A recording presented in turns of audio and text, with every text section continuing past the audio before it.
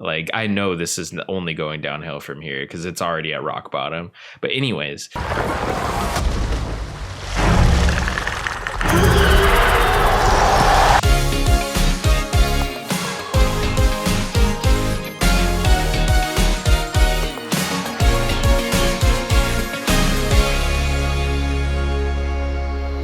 What's up, YouTube? It's Jab by Movies here. You're watching another episode of Fresh Releases. My name is James. My name's Blaze. And today we're checking out the new film that just hit Hulu and is a part of the Predator franchise, Prey. Whatever did this, I can kill it.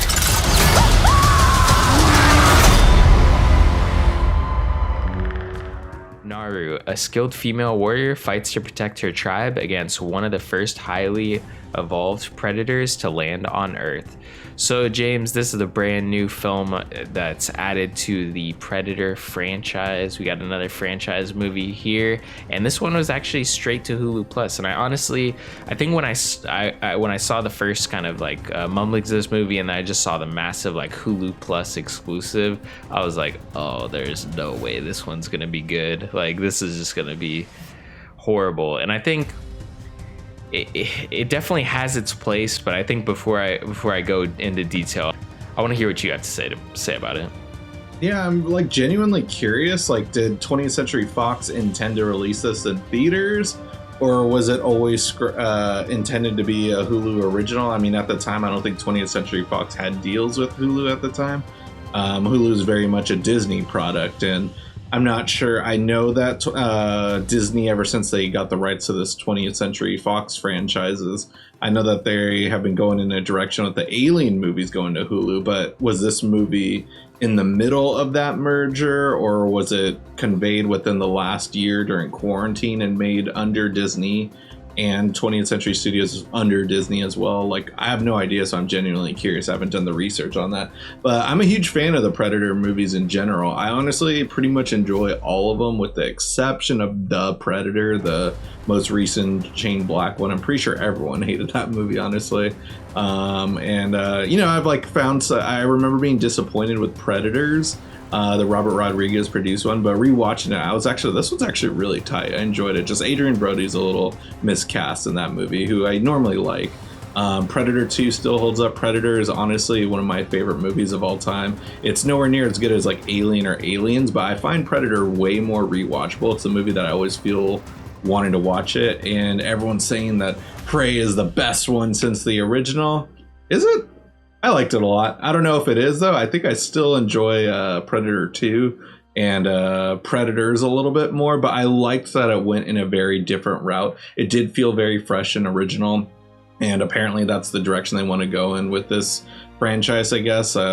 Whether they go in a samurai direction for the next one, I don't know, but I think that's a cool concept idea of just keeping it away from modern times and trying to cross it with the Alien universe as well. I will say the straight up disrespect on Predator 2 from all the Zoomers is apparent, because it's like Predator 2 doesn't exist. I hear the only conversation, like, it's like Predator 2 is a bad film too. I always loved Predator 2 as a kid. That was my favorite personally. So I'm just like, what? Like, it's either like people are like Predators is okay, but Prey was way better. And I'm like, okay, sure. Like, we all know The Predator, or whatever the most recent one before this film, just sucked. That was literally like one of the worst films I think I've ever seen that year. Specifically that year. But I mean, that film's so I couldn't even I think I fucking dipped out after 15 minutes. I was like, this ain't worth my time. Like I know this is only going downhill from here because it's already at rock bottom. But anyways, yeah, like going into this film, I think I have some of the answers to some of the questions that you asked. This film was actually contracted by 20th Century Studios when it was a part of Disney, and in 2020, I'm assuming it was during the pandemic, they kind of started the ball rolling on this. It was either that or it was 3 months into 2020, which it seems unlikely to me. The vast majority of that year was pandemic. So that was actually kind of the story of how this film came to be. There's some I feel like gripes that I had with this movie. I think overall it's a fun like B movie action, but I do think that the vast majority of people that are really praising this film are praising it solely on like the subject material and not like the B movie crowd pleasing aspect, which is, I feel like at home didn't fire at all for me. I'm like watching this movie on my TV because of course it's available on exclusively on Hulu Plus. I think you're probably one of the only, like, maybe I don't know how many people were in your screening, but you're probably one of the only 500 people in the world that has seen this film in a theater filled with people. Right, yeah, there was so Beyond Fest hosted a English version at 7 p.m. last week before it came out, and then at 10 o'clock at night, which is the screening I went to, both were sold out. The 10 o'clock screening was the Comanche version, which that's the one I signed up for specifically. I was like, when the trailer came out, I was like, I'm over this. Like, if you're gonna go straight to Hulu, I understand putting in English if it was gonna play in theaters. Like, I know that there'd be a ton of backlash. People like, if I wanted to read, I'd stay at home and not watch a movie. Blah blah blah. That crap. We're not a part of that crowd. Make movies like this in the original language, if possible, and give us subtitles. I don't care. It's much more realistic, and that kind of like weirded me out when the trailer came out, but you know, I was fine with that. I was like, it's Hollywood, you got to put a movie in English for a big franchise like this, I guess. But when I found out I was going straight to Hulu, I was like, all right, at this point, go full on artistic. People are going to watch it if they're interested, and people will check it out. Look at anime and how big it is. Like, people will watch things with subtitles, dubbed, whatever. Like, you know, so like at that point, like, you know, that was one thing that like I wish it was like the more mainstream version, the one that I watched and stuff. So I do actually, I'm glad that you watched that film, because I do have questions about that, because from the outside I just want to lay out essentially how this was presented. I feel like a lot of people were saying this film has its own Comanche version. I've heard from multiple sources, and I really don't know the truth, so you're gonna have to lay it down, but these are all the things I've heard. I've first heard that this film has a Comanche version. This film has a Comanche, that it was shot side by side with their original film, both the Comanche version and the regular version. I guess they did double takes essentially. And then also I heard that it was dubbed in Comanche instead, and then even dubbed with other actors that weren't the main actors or something. So I don't even know what's true anymore. I'd love to know drop some facts on me. So a lot of it is in Comanche. They did film a lot of it in Comanche, and there are sequences that I was watching. But for the most part, the version I watched in theaters and the version that is available on Hulu is a dubbed version where it's still mainly in English. But, you know, I think it's actually the actors, though, they dubbed over it, or like, I could be wrong on that, don't quote me, but like, I can tell that they're speaking English and there's a Comanche language spoken above it. It's not matching the lips and stuff. It's not like overly like obnoxious like watching the original Godzilla movies with the English language over the Japanese lip movement that we're watching. But like, yeah, it was definitely dubbed though. I don't think it was a full on like originally spoken Comanche, and whether that's a version that exists, I wish that was the one that was available to watch on Hulu right now, or the one I saw in theaters. But I assume the one I saw in theaters is the one that's on Hulu currently in Comanche, which is available right now. It's like you don't have to change the language while watching it. It's like actually like hand in hand right next to each other, I believe. But like you, I did put on the English version like to kind of rewatch it and just like drink a little on a night off and just like have some fun, watch TikToks at the same time, just to catch things I miss, because Beyond Fest fans get a little crazy with the cheers during the kill moments and everything. So, you know, I wanted to rewatch it for like those kind of reasons. And also I was getting snacks at the beginning, and I missed like the first 5 minutes of the movie, which was a bummer. I noticed that like all the French speaking moments, none of that was dubbed, none of that had English. Like while I was watching, I was like, oh, they're speaking French, but all we are seeing is the French subtitles. Like, was that a mistake when I was watching it? But that was the case also when I watched the English version. Like, you're put in the shoes of the Comanche tribe where you're just like, oh, they don't know what they're saying, so we as an audience don't know what they're saying. So that was a cool take. Like, so I thought that was interesting.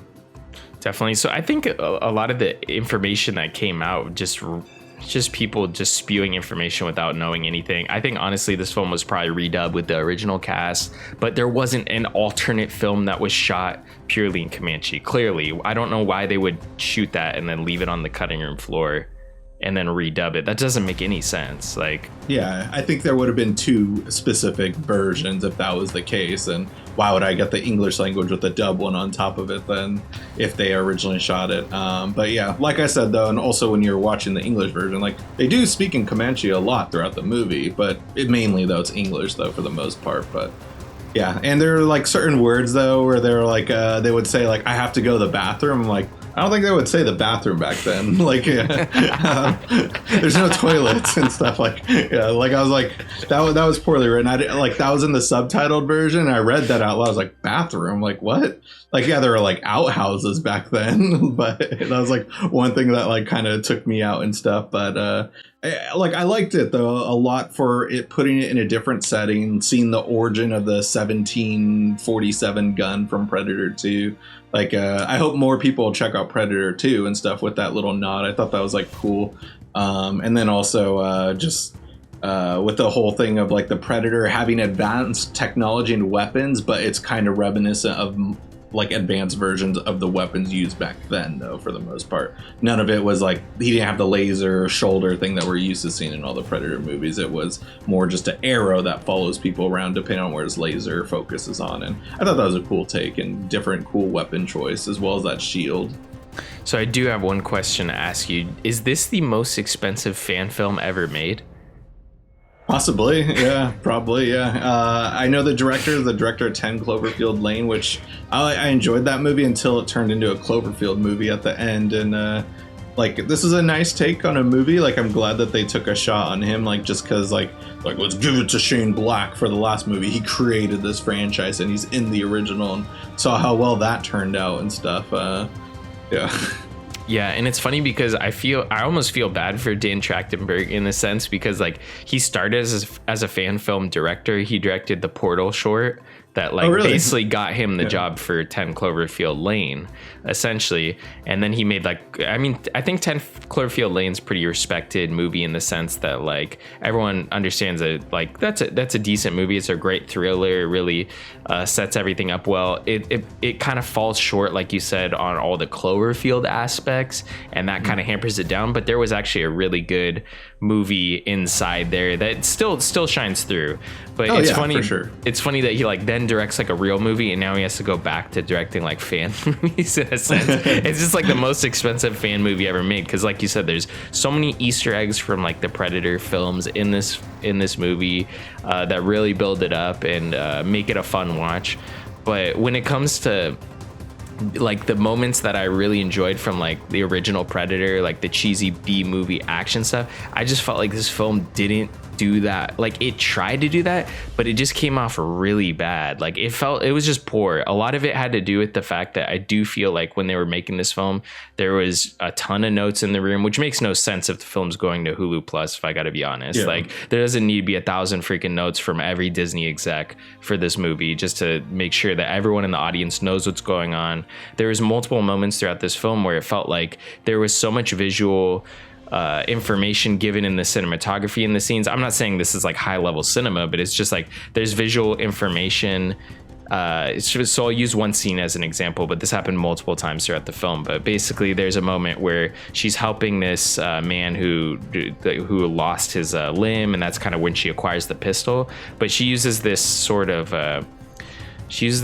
like flowers on him, and he eats it and it lowers his body temperature, and then the Predator can't see him. But like they show all of this, and then she has to like hammer it home by being like, oh, it can't see him, like talking to the audience. And I was just like, this is just ridiculous. Like, what if the Predator hurt her? Yeah. Right? It was like almost like they were trying to play up the cheese from the original, but none of it landed. It just felt so awkward, and I was like, this is just like so stupid. Like I literally just witnessed all of this.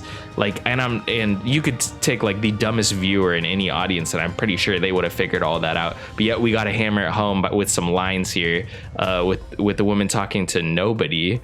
But the audience is such. It's just that happened multiple times throughout the movie where I'm just like, oh my god, it's like we really have to make the movies now for like the stupidest person in the room. It feels like, and I'm not saying like Predator is high art or anything, but it almost detracts from like the cinema as a language in it itself. Yeah, no, for the most part, I've been saying all the positive things, but yeah, that kind of goes along with the negative things I had with the movie. There wasn't like a whole lot. Like, definitely, I think why a lot of people like this movie is because it does feel fresh.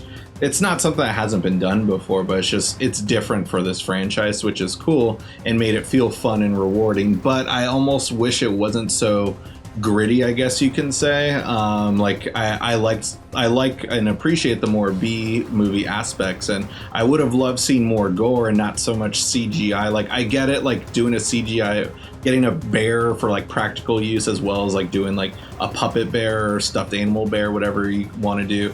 That's got to be rough and stuff. But just the CGI kind of took me out with that bear sequence, as well as the snake. Like, first we see a little rabbit eat a bug, and then the rabbit gets eaten by the snake, then the predator kills the snake.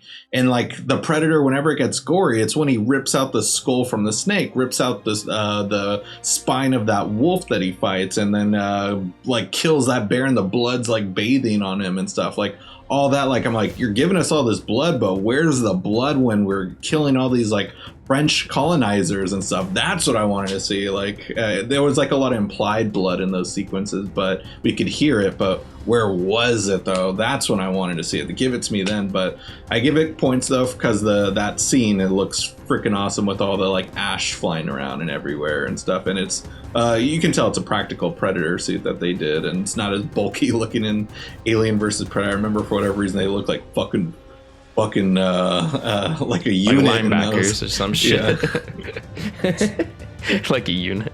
Yeah, I do agree with that. I think honestly that was one of the things that did take me out the most, is like the CGI in this film is at times some of the worst CGI I feel like ever, especially that bear was absolutely atrocious. And that comes from, like, if you're gonna use a bear, like, don't use, like, we see bears so often in movies that are CGI or practical and are done extremely well, like The Revenant or even Annihilation. To don't half-ass this and put the bear, the real problem is the bear's on screen way too long. It's full body shots the entire time, so it just looks horrible, honestly. And like you said, that the sequences where they're almost purely CGI, that's gonna look great on somebody's reel, but in a movie, come on, like, it looked bad. There's some great practicals in this film though, so not to take away from, you know, all the special effects are bad. There's actually some great practicals and even some great CGI shots in this film, but there's pure CGI moments where it looks like something that would be on Hulu Plus Direct, and maybe that's why it ended up there. I don't know. Which still surprised me, because the sound design, like, not sure how it sounded on your TV. I know you have some pretty good technology at your place, but in theaters, though, the sound design just sounded fantastic. And, you know, I overall enjoyed the score, too. But, you know, it's a bummer that I'd say 95% of the world isn't going to be able to see this in a theater and stuff. Actually, probably less or more than that. Actually, I'd probably say, like, I was a lucky 1 or 2% who's had the opportunity to see it. And I don't think it's going to be playing in theaters unless it's, like, rented out or something for an event or something. But yeah, it's a fun movie. If you haven't seen a Predator movie, like, I guess this is a fine one to start with. You don't really need to know anything going in for the most part.